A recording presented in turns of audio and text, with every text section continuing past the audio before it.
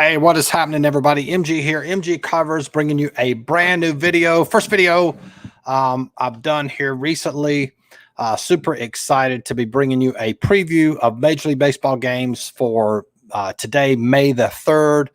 Games going off here in about an hour and a half, so we'll have plenty of time to go through these and give you some insight, talk a little bit what's going on in Major League Baseball year to date. Before we do that, as always, if this is your first time watching a video here, greatly appreciate you subscribing to the channel. A lot of content. If you want to know the unadulterated truth in sports betting, how this whole thing works, you're definitely at the right channel. I have a lot of videos on college football, NFL, how to handicap Major League Baseball.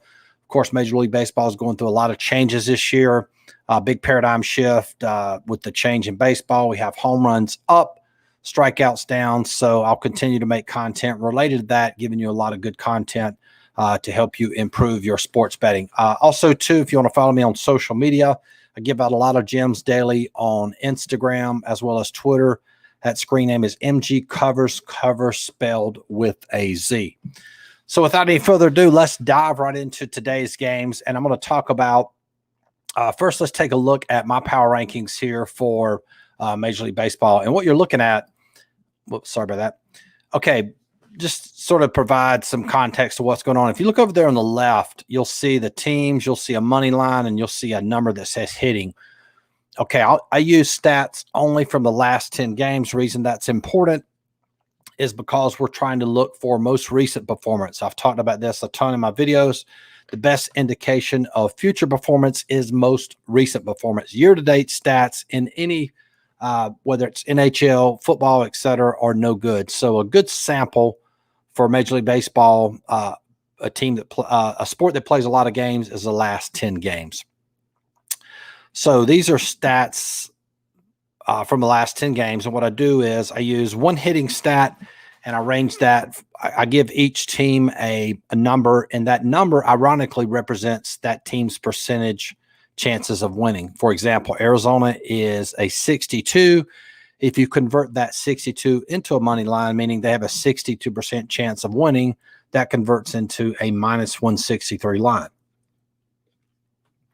And we have teams organized from top to bottom. You see there, Detroit, worst hitting team via the stat that I use for the last 10 games. They are a 38. That converts into a plus 163 money line. Now, if you look over here to the right, in the way I have my stat model set up, we use two stats. We use the hitting stat and we use starting pitching only. The reason we use starting pitching only, if you've noticed in baseball now that strikeouts are up, home runs are down, the 85 to 90% of the games are decided in the first 6 innings, meaning the team winning or tied after 6 innings goes on to win 85 to 90% of the time. So there's really relief pitching really is irrelevant per se. So what we do is we take those two numbers, we add them together. Like you see the very first game, Milwaukee 50 and a 46. We add that together based on Hauser's pitching stat. He gets a 46. So we come over here to the left. We find 46. That's going to be, actually that should, 50 plus 46. That averages to a 48. If you look at a 48, that converts into a 108 money line. So that's a very quick explanation. So let's actually dive into the game. So you have Milwaukee, as I've said, they're a 108. Philadelphia is a plus 125. So you'll see the way that my stat model set up, majority of these teams are going to be dogs. And we go over here to oddstrader.com. And oddstrader.com is a really good site. It gives you and tells you the percentage of tickets for each team, also shows you the opening line, which is important. You can see where the line movement is moving. And they have a pretty good consensus. They use BetMGM, very popular book, Bet365, very popular European book, several other books as well. They combine those. So for this particular game, we're looking at even money, even tickets. So 50% of the wagers are on Milwaukee, 50% on Philadelphia. So we don't have a public team. Now, this is very important tip here. Very important, in my opinion, to play non-public teams this year well, for any sport, but especially this year, because baseball, again, very difficult to handicap, a lot of changes. More times than not, the public is going to be wrong, going to be incorrect. So we want to make sure that we're always opposite of the general public, meaning like if you look at that next game, 54% of the tickets are on the Dodgers, only 46% are on the Cubs. So if we were going to play that team, the non-public team would be the Chicago Cubs. And by doing that, playing the non-public side, we're also getting more value, because what happens when the general public is on the side that runs that line up, you can see here the Dodgers were minus 167. Look what happened now. The general public's jumped on it. It's gone all the way up to minus 192, minus 186, minus 200. So that line has increased. So there's no value there. So where's the value? Value is with the Cubs. They were at plus 143. Now they're plus 160, plus 170. So you get extra value per se by playing the non-public side. All right. So, hey, appreciate Ian, a longtime client there. Luke, hey, man, appreciate the compliment and chiming in. All right, so let's take a look at that first game. Again, even ticket split, you have the actual line. Well, let's just use BetMGM lines for the sake of this video. Both teams are at minus 110. So we take a look at my actual power rankings. Again, both teams are plus 108. I mean, Milwaukee's plus 108, Philadelphia's plus 125. So not really a lot of value in either one of those games, either one of those teams at all. If I was going to wager, yeah, there's just no, really, no value at all. Now, if one team was say plus 120, plus 125, that would obviously be the team to play with in that particular situation. All right, on to the Dodgers and Cubs. It's a very interesting game, and I'll tell you why. If you take a look at my power rankings, you could see here the Cubs are the third best hitting team in Major League Baseball in the last 3 games. Scroll all the way down here to the Dodgers. Dodgers are below the middle of the pack. Came out strong, but they've really been struggling to hit the ball. Had a really good game yesterday, but nonetheless, Cubs are very good at hitting the ball. However, Buehler is on the mound, really good pitcher. We have him at a 53 power ranking. Dodgers hitting a 45. You combine those, so the Dodgers line is plus 104. So they are an underdog via my power rankings. Whereas Chicago, very good hitting team, a 60. However, Hendricks really struggled last 3 starts. He's a 40. You average that together, that becomes a money line of plus 100. So obviously, if the Dodgers are plus 104, you look at the actual line as minus 102, no value there. Chicago Cubs, ton of value there at plus 170. Now, I told this to clients a few days ago. You have to be careful now. Last year, the previous year, probably the last 3 years, there was this huge paradigm shift that I talked about in Major League Baseball. Good hitting beats good pitching. Well, now they've changed the baseball, and if this is your first time watching, I'll give you a brief explanation. What they've done is they've made this ball spin more. If you're a golfer, you completely understand this concept. So the ball spins more. It's not going to carry as far. So you're going to have, you look at a team like my Braves last year, everybody in the lineup could hit home runs. Now, only a couple of guys can hit home runs. So those hitters that normally had great power still have great power, but you're just seeing a reduction in home runs because that ball's spinning more. Now, with that being said, because the ball spins more, you're going to have pitchers, if they can locate their pitches, which means if they go out in a particular night and they can locate their fastball, locate the changeup, and they have really good stuff, it's going to be very, very difficult to beat that pitcher. And you've seen a lot of shutouts here in Major League Baseball, a lot of low-scoring games for that reason. Particular, if you have, both pitchers have really good stuff, they're going to be able to spin the ball. It's going to make it very difficult for either one of those teams to score. So in this particular game, I really like the Cubs here. It's a non-public team. I know you're facing Buehler, a very good pitcher. What's really causing this line move in the direction of the Dodgers, you're looking at, most people look at the record. And of course, Buehler pitching, Hendricks struggling, but I still think just a ton of value there in favor of the Cubs. Okay, let's take a look at the next game here. Texas, Minnesota. We have Texas plus 113. Minnesota is plus 108. So again, both teams are dogs here. And we look at the actual line. We got Texas at plus 162. You have Minnesota at minus 175. Again, I would definitely lean towards Texas in this. However, I will not play public teams. So if Texas stays a public team, this would be a no play for me for that reason. However, it is good value if that line gets down to say how I classify a public team is any team getting 53% more of the ticket count. And if you don't know the site, I'm on oddstrader.com. So we'll watch that closer to game time. If that line or that ticket count moves down to say 52% or 51%, definitely lean towards Texas in that particular game there. All right, let's move along to what's our next game? Mets and St. Louis. They had a pitching change, I do believe. Mets are 123, my line. St. Louis is 100. You can see here, very similar hitting teams, 44 and a 47. Pitching, 45 for Walker. Wainwright is a 53. A little bit better pitcher there. We go to the odds. I can already tell you that St. Louis is going to be the favorite here. And, of course, they are St. Louis getting 60% of the ticket count. They're minus 120. Mets getting opened up at plus 108.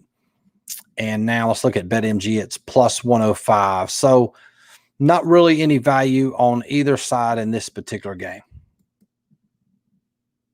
Okay, let's move on to San Fran. We've definitely cashed well with San Fran this year. A very undervalued team so far.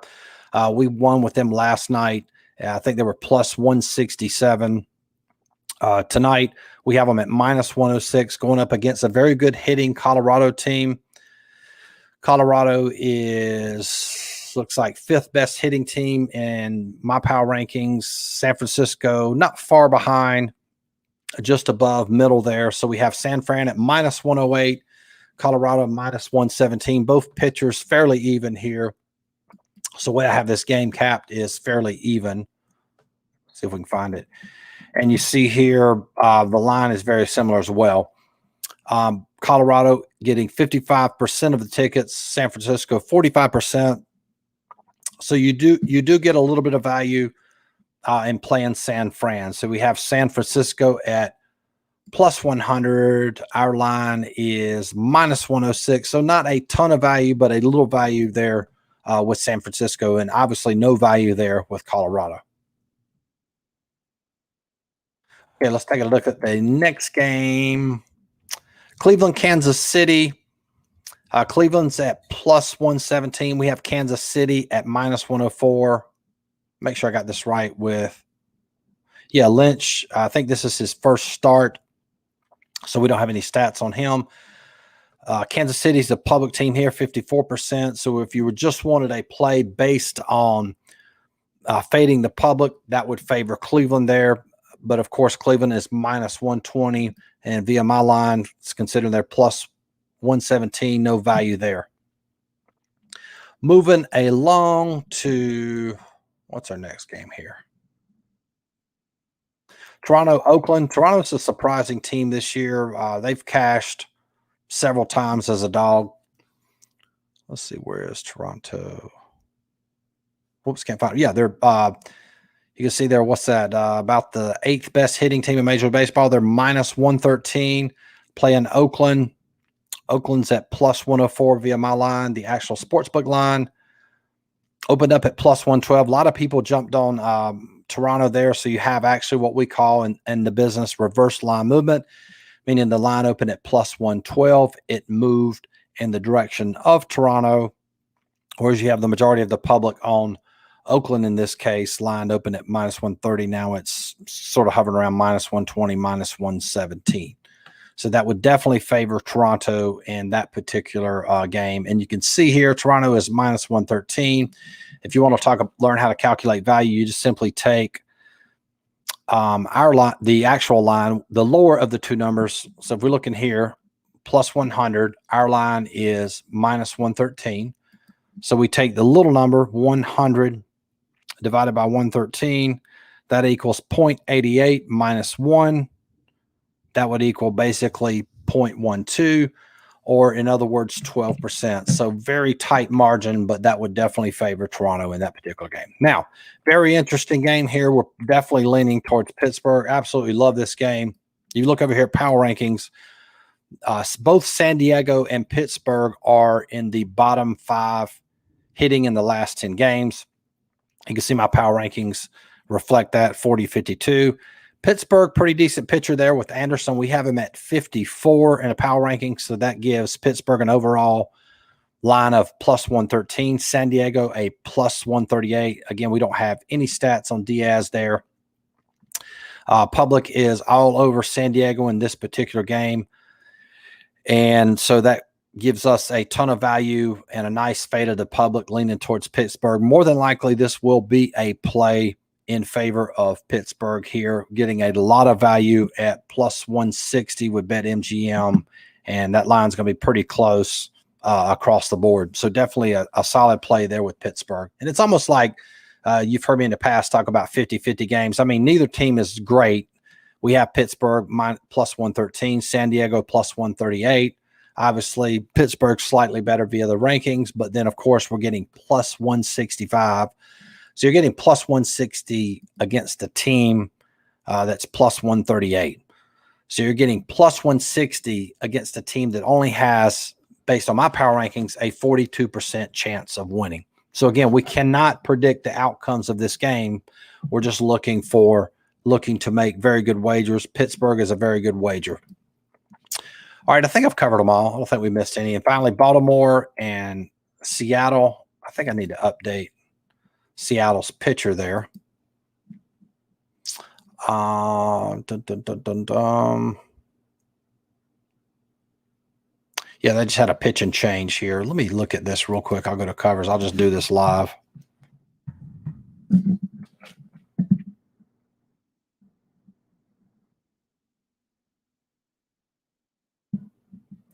Scroll down now. I'm at covers.com. I get all my stats from covers.com. I don't endorse this site, but it's a very good resource for sports handicappers. They have a ton of stats here.